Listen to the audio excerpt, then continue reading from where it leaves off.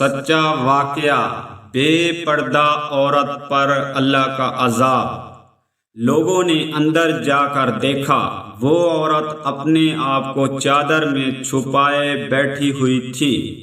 جب یہ لوگ اندر پہنچے تو اس عورت نے سب سے پہلے اپنا سر کھولا۔ ان لوگوں نے دیکھا کہ اس کے سر پر ایک بھی بال نہیں، وہ بالکل خالی کھوپڑی ہے، نہ اس پر بال ہیں نہ خال ہے، صرف خالی ہڈی ہے۔ لوگوں نے اس سے پوچھا، تیرے بال کہاں گئے؟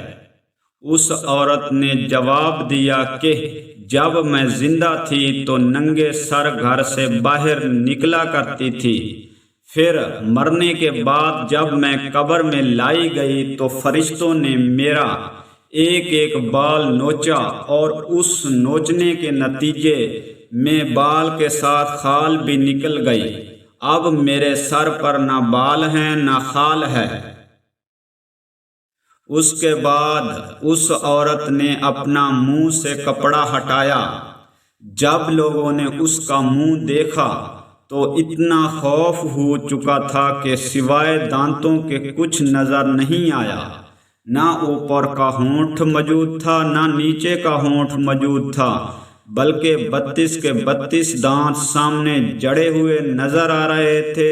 سوچئے، اگر کسی انسان کے صرف دانت ہی دانت نظر آئیں تو کتنا ڈر اور خوف معلوم ہوتا ہے۔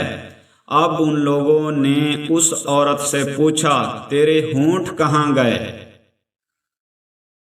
اس عورت نے جواب دیا، میں اپنے ہونٹوں پر لپسٹک لگا کر نامحرم مردوں کے سامنے جایا کرتی تھی، اس کے سزا میں میرے ہونٹ کاٹ لیے گئے، اس لیے اب میرے چہرے پر ہونٹ نہیں ہیں۔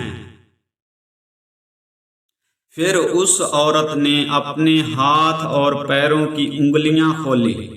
لوگوں نے دیکھا کہ اس کے ہاتھ اور پیروں کی انگلیاں میں ایک بھی ناخن نہیں تھا، تمام انگلیوں کے ناخن غائب تھے۔ اس سے پوچھا، تیری انگلیوں کے ناخن کہاں گئے؟ اس عورت نے جواب دیا، ناخن پالش لگانے کی وجہ سے میرا ایک ایک ناخن کھینچ لیا گیا، چونکہ میں یہ سارے کام کر کے گھر سے باہر نکلا کرتی تھی۔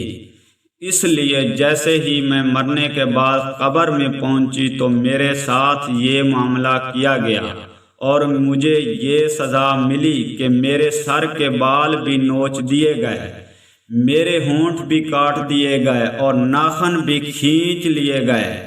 اتنی باتیں کرنے کے بعد وہ بے ہوش ہو گئی اور مردہ بے جان ہو گئی، جیسے لاش ہوتی ہے۔ چنانچہ ان لوگوں نے دوبارہ اس کو قبرستان میں پہنچا دیا۔ محترم خواتین و حضرات، اللہ تعالیٰ کو یہ عبرت دکھانی مقصود تھی کہ دیکھو اس عورت کا کیا انجام ہوا اور اس کو کتنا ہولناک عذاب دیا گیا۔ بے پردہ خواتین اس واقعے سے عبرت لیں اور ان گناہوں سے توبہ کریں جس کی سزا بروز قیامت بہت سخت ہے۔